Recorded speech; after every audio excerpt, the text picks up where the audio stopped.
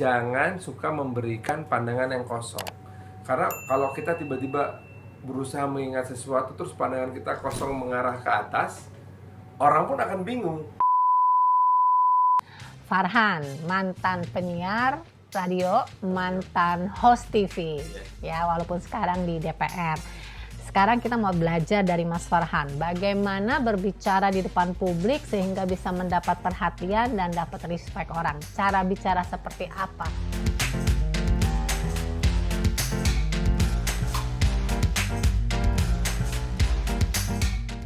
Yang nomor satu, kita mesti menciptakan yang namanya relate, nyambung. Gimana caranya supaya nyambung? Supaya nyambung itu, maka kita harus kenal dulu siapa audiens kita. Kalau kita kenal audiens kita, maka kita akan tahu. Maksudnya lawan bicara ya, nggak mesti banyak ya. Lawan bicara. Kita akan tahu sebetulnya apa yang membuat mereka tertarik. Nah, ketika mereka diberikan konten yang menurut mereka nggak relate, nggak ada hubungannya, jauh dengan kehidupan saya, mereka udah tutup kuping, nggak mau dengar, nggak nganggap. Gitu ya. Nah, itu sebabnya kalau kita mendengar orang yang kadang-kadang suka ngomel, kesel deh sama para pemakai motor nih, suka nggak tahu perasaan aja gitu. Nah, sekeras apapun kita bicara kepada para pengguna sepeda motor itu pasti akan mental. Bukan karena mereka pakai helm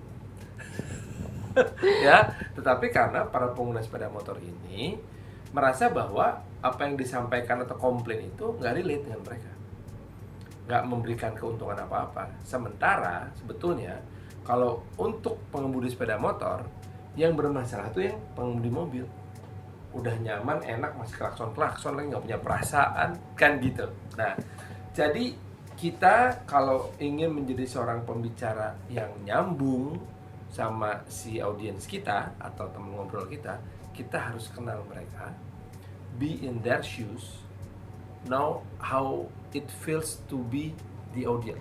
Mesti tahu juga ada orang yang seneng di handle certain way ya. Iya. Kayak aku kan orang misalkan nyablak-blak-blakan, cus.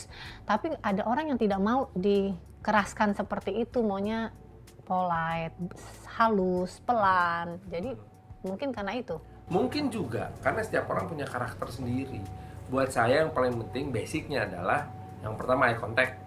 Jadi kalau saya bicara di kamera gini, pastikan bahwa ada mata saya yang kontak dengan kamera. Ya. Tapi kalau saya punya teman ngobrol di sini yang bukan sekedar kamera, yaitu pembawa acara kita, maka saya akan eye contact juga. Tapi jangan terus-terusan, ntar disangkanya naksir. Dan kalau audiensnya banyak, maka eye contact-nya disebar ke beberapa orang, ke beberapa bagian, ke belakang, ke depan gitu. Nah, kemudian juga jangan suka memberikan pandangan yang kosong.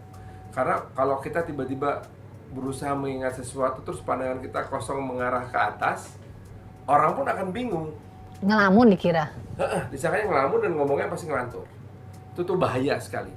Nah, kadang-kadang kita tidak sadar melakukan hal itu ketika kita berusaha mengingat sesuatu. Seperti apa ya waktu itu, nah ini kalau kelamaan seperti ini, you lost the audience. Karena dia sudah nggak sabar juga, aduh lama banget sih. Gitu.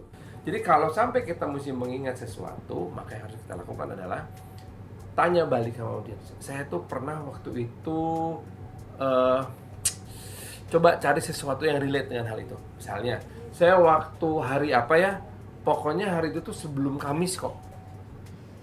Maka udah saya akan bilang, Rabu kali. Bukan Rabu, sebelumnya lagi, Selasa. Iya sih, sudah Senin. At least when you mikir, itu juga diajak interaktif ya, nggak bengong, interaktif. Betul ya. Oke. Kalau muridnya begini semua aman nih. Saya nggak kerja keras, kalau audiensnya kayak gini sih enak banget. Nah, jadi berarti itu cara untuk dihargai orang dan dapat attention ketika bicara. Tapi keep in mind bahwa seorang pembicara yang baik adalah pendengar yang lebih baik. A good speaker is a better listener. Segala sesuatu harus make sense, otherwise it's a nonsense. Segala sesuatu harus ada logiknya, otherwise it's a bullshit.